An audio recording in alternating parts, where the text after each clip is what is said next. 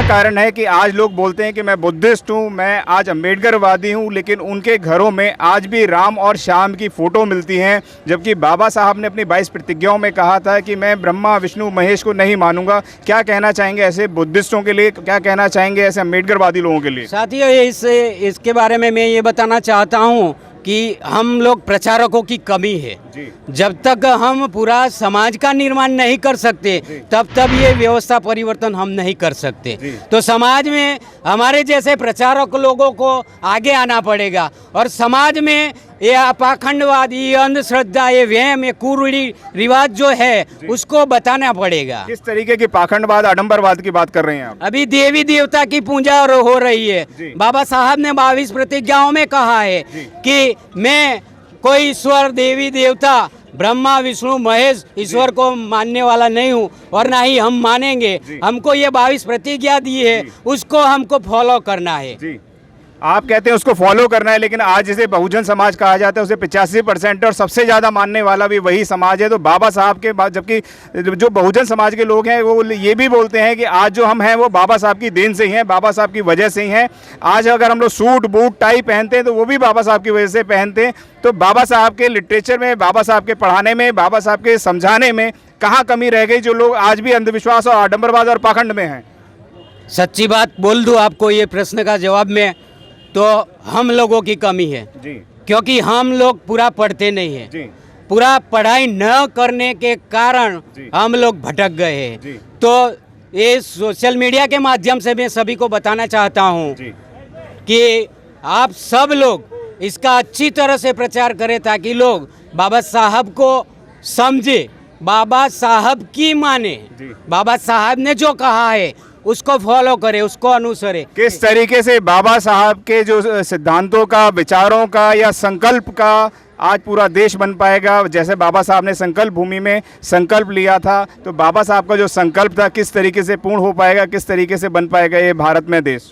इसमें एक ही बात है, बाबा साहब ने लास्ट में 1935 में कहा था कि मैं हिंदू धर्म में मैंने जन्म लिया है, वो मेरे बस की बात नहीं थी, लेकिन मैं हिंदू धर्म में कभी भी मरूंगा नहीं। तो ये प्रतिज्ञा जो बाबा साहब ने ली और कहा कि मैं पूरे भारत को बौद्धमय बनाऊंगा, तो हमारा सबकी यही मनोकामना है कि हम सब बौद्ध धर्म को अनुसरण करें। वो बौद्ध धर्म में ही थे। बाबा साहब ने पूरा सारे धर्मों का गहन अभ्यास करने के बाद ही बाबा साहब ने ये ठोस कदम लिया कि बौद्ध धर्म ही एक ऐसा धर्म है जहाँ समानता है, न्याय है, भाईचारा है। इसीलिए ये बौद्ध धर्म में और हिंदू धर्म में क्या फ़र्क है? तमाम लोग आज पूरी देश के दुनिया के लोग आपको सुन रहे हैं। हिंदू धर्म और बुद्ध धर्म में क्या फ़र्क है वो बताएं। हिंदू धर्म में एक असमानता की नींव खड़ी है जी।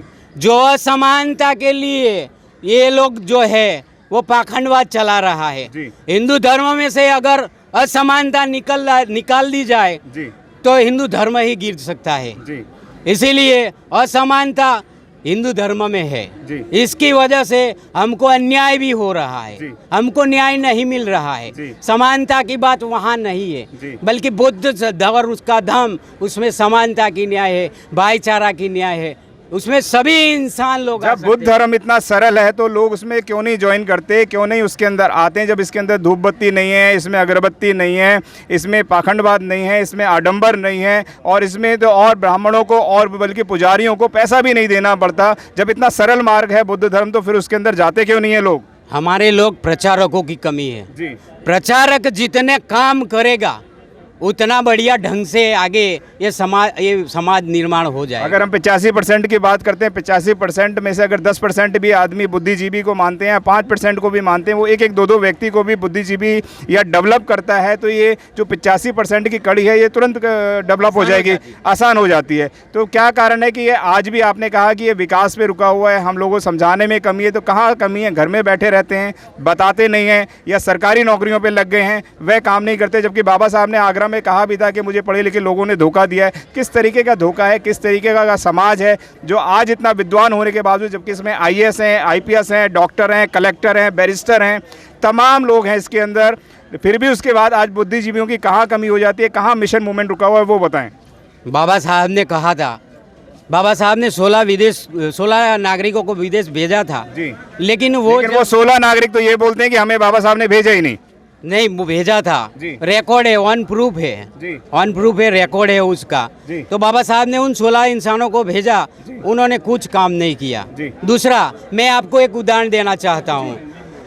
जब कार्ल मार्क्स मर गया जी। तो उसकी स्मशान यात्रा में सिर्फ 14 इंसान थे, लेकिन बाबा साहब जब मर गया जी। तो 14 लाख इंसान वहाँ मौजूद थे। जी। तो उन लोगों ने क्या किया, 14 लोग जो शामिल थे कार्ल मार्क्स की स्मशान यात्रा में, उन्होंने पूरा विश्व ढूंढा और वहाँ मार्क्सवाद को प्रसार किया और सारे राज्य, सारे स्टेटों में, सारे कंट्रीज में साम्यवाद चल रहा है। लेकिन बाबा साहब के जो फॉलोअर्स थे उन लोगों ने कुछ किया नहीं। इसकी वजह से ये महामुश्किल उपस्थित हुई। यहाँ पे संकल्प भूमि पे लोग क्यों आते हैं और संकल्प यहाँ पे लेते भी हैं, फिर कहाँ जाके रास्ते में भूल जाते हैं संकल्प को? कौन सा संकल्प ऐसा लेते हैं वो बताएं आप हमें। बाबा यहाँ पे लाखों की तादाद में लोग आ रहे हैं, लेकिन वो संकल्प में कहाँ कमी रह जाती है, आप बताइए। चलिए। मेरा नाम नरेंद्र एस आनंद उर्फ शक्ति भाई, कलोल गांधीनगर डिस्ट्रिक्ट गुजरात से हूँ मैं।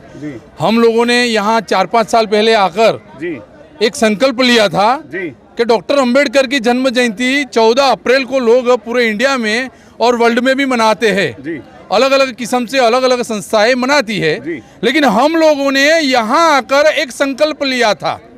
हम लोगों ने यहाँ आकर एक संकल्प लिया था कि डॉक्टर भीमराव अंबेडकर जी की अगर मिशन को सफल करना है, उसको अगर सफल करना है तो हमें हर 14 अप्रैल नहीं, हर महीने की 14 तारीख को डॉक्टर अंबेडकर जयंती मनानी चाहिए। हर संडे को 14 अप्रैल मनानी चाहिए। हर दिन बाबा साहब की बातें करनी चाहिए। तो आज हम अपने कलोल में और गांधीनगर डिस्ट्रिक्ट में और पूरे गुजरात में घूम रहे हैं और लगातार कार्यक्रम कर रहे हैं। हर महीने की 14 तारीख को हम भीम संकल्प साकार ग्रुप नाम के टाइटलिंग से काम कर रहे हैं और सबको जगा रहे हैं। आज जगाने के बाद 5 साल के अंदर हमारे साथ जुड़ने वाले कम से कम 1000 लोग हो गए हैं और उसमें से 100 लोगों ने धम्म दीक्षा ले ली है। तो अगर इस तरह से काम करते जाएंगे तो मेरा यकीन है, मेरा पूरा यकीन है, मुझे भरोसा है कि अगर इस तरह से सब लोग काम करेंगे तो 100% मिशन सफल हो जाएगा। क्या नाम है आपका? नरेंद्र एस आनंद उर्फ शक्ति भाई। एसएम न्यूज़ का धन्यवाद, बहुत बहुत अभिनंदन करते हैं, हम उसका स्वागत करते हैं। बहुत अच्छी तरह से उन्होंने आपने कवरेज किया, उसके लिए हम आपको धन्यवाद देते हैं। अभिनंदन, जय भीम, नमो बुद्धाय। अगर आपने अभी तक हमारा चैनल सब्सक्राइब नहीं किया है तो सब्सक्राइब करें और घंटी का बटन बिल्कुल भी दबाना ना भूलें ताकि सभी लेटेस्ट खबरें पहुंच सकें आप पे सबसे पहले।